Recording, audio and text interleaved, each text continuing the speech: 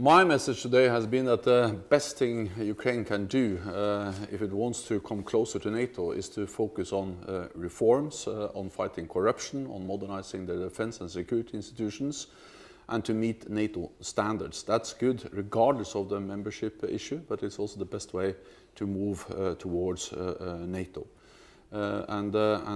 This has been my clear message the whole day. So it sounds like you're saying we're not ready for those talks yet. That's a step too far.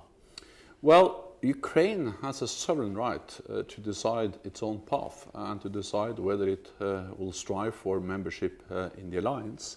Then it's up to 28 allies to decide together with Ukraine whether Ukraine is going to become a member.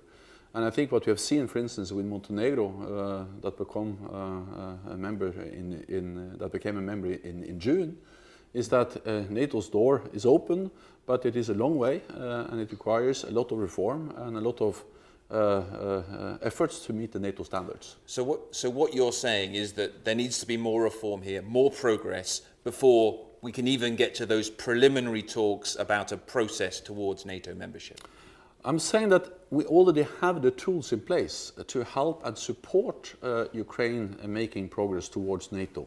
We have something called the Comprehensive Assistance Package, which is a big package covering everything from modernizing their ministries, their security and defense institutions, modernizing their armed forces, addressing issues like command and control, cyber, and we should focus on that, and especially on fighting corruption.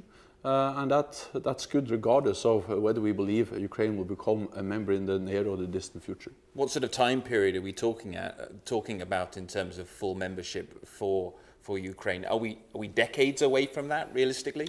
I will not speculate on any timelines. I will be focused on, I think, what is important for Ukraine today, and that is to strengthen their armed forces. NATO is providing a lot of support. And then it is for Ukraine to decide whether they would like to apply.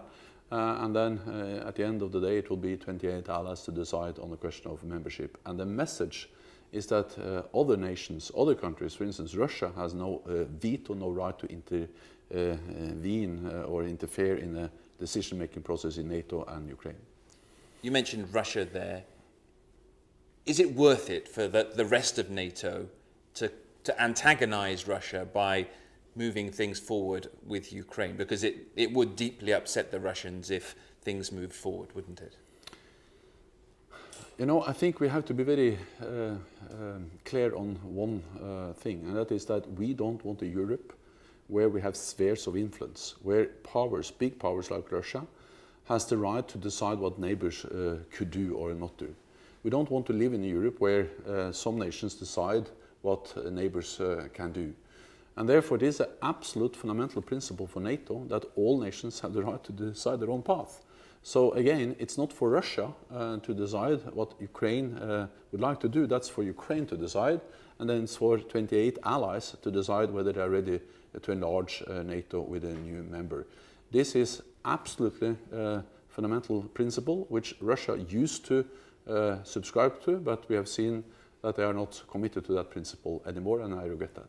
There's a lot of discussion about how strong the NATO alliance is these days, particularly in the light of Donald Trump's comments about working more closely with Russia and his criticism of European allies. Do you feel the alliance has weakened over the last 6 months? No, I actually see that the alliance has implemented the biggest reinforcement of our collective defense since the end of the Cold War.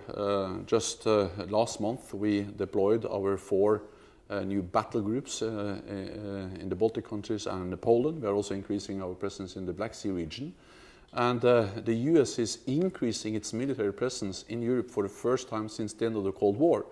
And I think actions speaks louder than words. So you're saying ignore what Donald Trump is saying, look what's happening on the ground? I'm saying that partly he has clearly expressed his commitment to NATO, but even more important than that is that the US, with the bipartisan support from Democrats and Republicans, are now allocating more funds, more money for increased US military presence in Europe, with more forces, with more exercises, with more investment in infrastructure and pre-positioned equipment.